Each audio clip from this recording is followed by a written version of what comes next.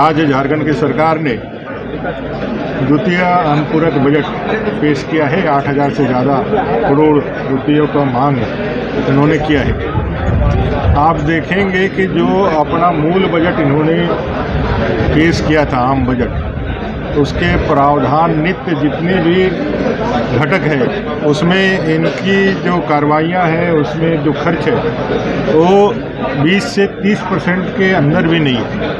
कई एक major component जिसमें कृषि विभाग जो है उसमें भी इनका जो है 20% से 30% से कम इनका खर्च है। अभी पूरे राज्य की स्थिति सुखाड़ की है। आप पलामू से लेकर गढ़वा से लेकर के कई एक प्रखंडों में वापस सुखाड़ की स्थिति को लोगों ने दिखलाया है।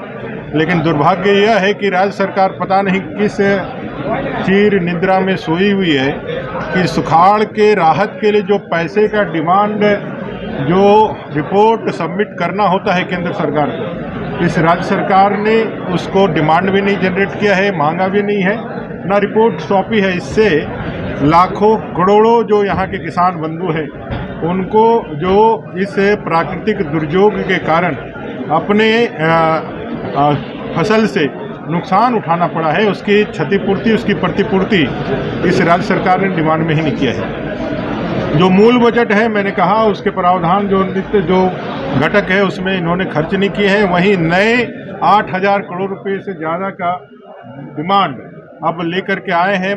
12वें महीने में 3 महीना ही कार्य योजना बची रह गई है और मैं कह सकता हूं कि ये पूरी तरह से चुनावी बजट है जो ये मांगना चाह रहे हैं। कई एक नए स्कीम्स के लिए इन्होंने बजट मांगा है इस अंतिम 3 महीने में।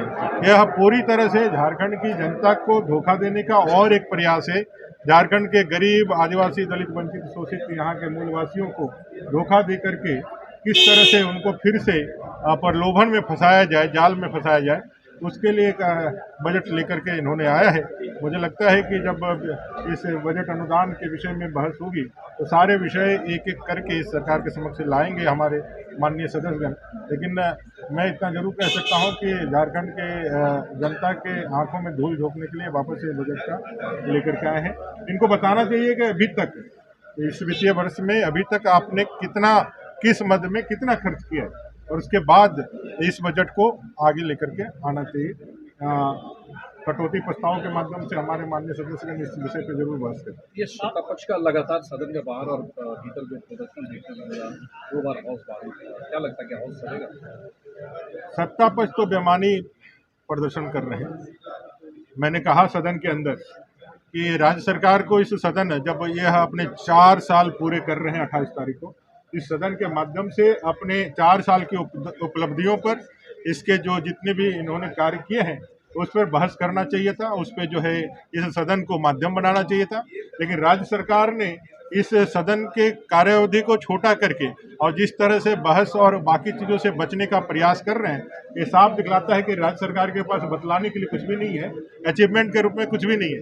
और मैंने सरकार से डिमांड किया कि भाई आज जो भ्रष्टाचार का आलम है, एक एक जनप्रतिनिधि के यहाँ जो कांग्रेस और उनके जनप्रतिनिधि करोड़ों रुपये मिले हैं और इन करोड़ों रुपयों का 400 करोड़ रुपये का जवाब पूरा देश जानना चाह रहा है। आपने सिर्फ एक वक्तव्य दिया है, लेकिन ये पूरी तरह से काला धन है जो झारखंड के जल जंगल जमीन से लूटा हुआ, यहाँ के झारखंडियों के हक और अधिकार का लूटा हुआ पैसा है। इस पे सरकार को बहस करना चाहिए। साथ ही साथ संवैधानिक पद पे बैठा हुआ है, मुख्यमंत्री पद का दायित्व लिए एक व्यक्ति जिनको लगातार सम्मान आ रहा है और खुद अवैधानिक रूप से उस संवैधानिक प्रावधानों को दरकिनार कर रहे हैं। अगर कानून का पालन इस जगह पर बैठा हुआ व्यक्ति नहीं करेगा तो नीचे अराजकता की स्थिति पहुंचेगी। और मैंने इसीलिए डिमांड किया कि राज्य सरकार को बहस करना चाहिए कि क्यों नहीं राज्य सरकार को इस्तीफा देना चाहिए। ये सरकार को बताना चाहिए कि अभी भी हम जो सत्ता करने के लिए